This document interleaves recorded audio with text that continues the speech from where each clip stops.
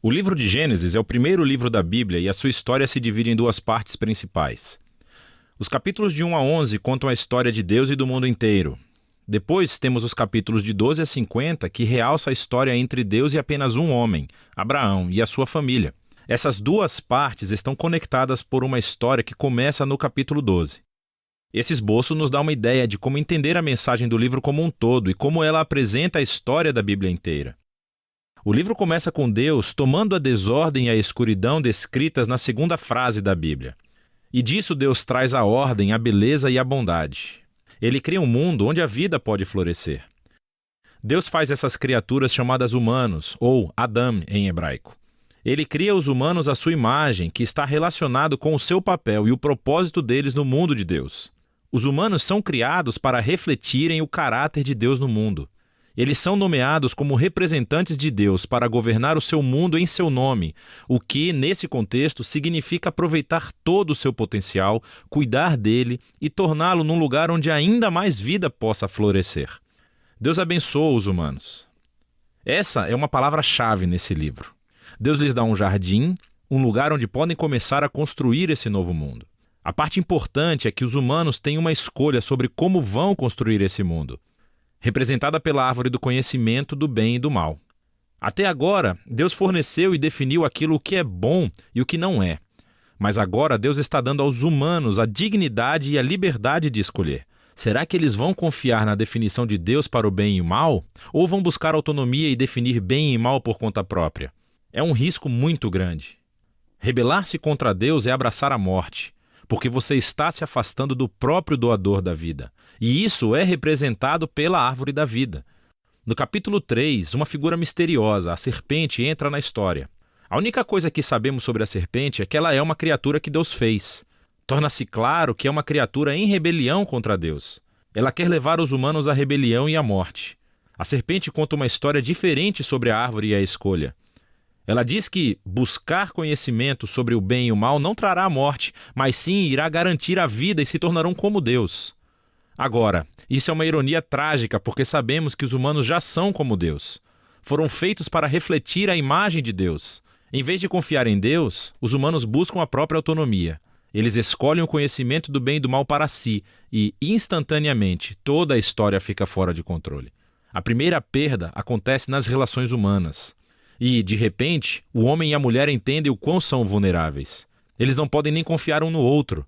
Eles fazem roupas e se escondem um do outro.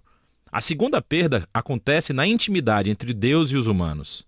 Eles correm e se escondem de Deus. Quando Deus os encontra, eles começam um jogo de culpar um ao outro sobre quem iniciou essa rebelião. E nesse momento a história para.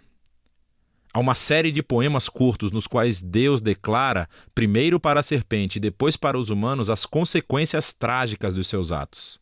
Deus primeiro diz à serpente que, apesar da sua vitória aparente, ela está destinada à derrota e a comer poeira. Deus promete que um dia uma semente, ou seja, um descendente, virá da mulher e dará um golpe letal na cabeça da serpente. O que parece uma ótima notícia, mas essa vitória terá um custo, pois a serpente também dará um golpe letal no calcanhar do descendente, enquanto está sendo esmagada. A promessa desse guerreiro ferido é misteriosa. Mas no fluxo da história até então, você vê isso como um ato de graça de Deus.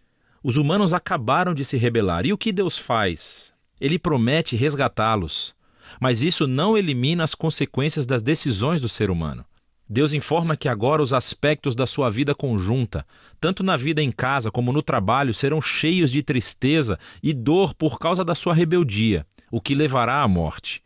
E a partir daqui, a história só piora. Os capítulos 3 a 11 traçam o efeito crescente da rebelião e das relações humanas fraturadas em todos os níveis. Há uma história sobre dois irmãos, Caim e Abel. Caim tem tanta inveja do seu irmão que quer matá-lo. Deus adverte Caim que não caia na tentação, mas ele faz isso de qualquer maneira. Ele mata o seu irmão no campo. Caim então constrói uma cidade onde reinam a violência e a opressão. Tudo isso culmina na história de Lameque. Ele é o primeiro homem da Bíblia a ter mais de uma esposa. Ele as acumula como sua propriedade. E entoa uma breve canção sobre como ele é ainda mais violento e vingativo do que Caim. Depois disso, temos uma história estranha sobre os filhos de Deus, que poderia se referir a seres angelicais do mal ou aos antigos reis que alegavam descender dos deuses. Como Lameque, eles adquiriram tantas esposas quanto quiseram e geraram os Nefilim, grandes guerreiros dos tempos antigos. Qualquer que seja a interpretação correta, o ponto principal é que os humanos estão construindo reinos que enchem o mundo de Deus com violência e ainda mais corrupção. Em resposta a essa corrupção, sabemos que Deus está profundamente triste. A humanidade está destruindo o seu belo mundo e se destruindo uns aos outros. Então, num ato ímpeto de proteção da bondade que existe no seu mundo, Deus limpa a maldade humana com um grande dilúvio. Mas existe um humano inocente a quem ele protege, Noé, e toda a sua família. Ele nomeia Noé como um novo Adão. Ele repete a bênção divina e envia Noé pelo mundo afora. Mais uma vez, temos grandes expectativas, mas Noé falha, também num jardim. Ele vai e planta uma vinha e fica bêbado até perder os sentidos. Então, um de seus filhos, Cam, faz algo vergonhoso ao seu pai na tenda. Aqui temos o nosso novo Adão, nu e envergonhado, justamente como o primeiro. E novamente tudo piora. O que leva à fundação da cidade da Babilônia. As pessoas da antiga Mesopotâmia se reúnem em torno de uma nova tecnologia, o tijolo. Elas podem construir cidades e torres mais altas, bem mais rápido do que qualquer outro povo. Eles querem construir um novo tipo de torre que chegue até os deuses para tornar os seus nomes famosos. É uma imagem da rebelião e arrogância humana. É a rebelião do jardim, dessa vez amplificada. Deus humilha o seu orgulho e os dispersa. Essas são histórias diversas, mas você pode ver que todas exploram o mesmo princípio básico. Deus continua dando aos humanos a chance de fazer a coisa certa com o seu mundo, e os humanos continuam a destruí-lo. Essas histórias afirmam que nós vivemos num mundo bom, que tornamos mal, e escolhemos definir o bem e o mal por conta própria. Todos nós contribuímos para esse mundo de relacionamentos rompidos, levado ao conflito e à violência e, finalmente, à morte. Mas há esperança. Deus prometeu que um dia um descendente viria, o guerreiro ferido, que derrotará a raiz do mal. Apesar da maldade humana, Deus está decidido a abençoar e a salvar o seu povo. Então a grande questão é, claro, o que Deus vai fazer? E a próxima história é o elo onde encontramos a resposta. Mas por enquanto, é disso que tratam os capítulos de 1 a 11 do livro de Gênesis.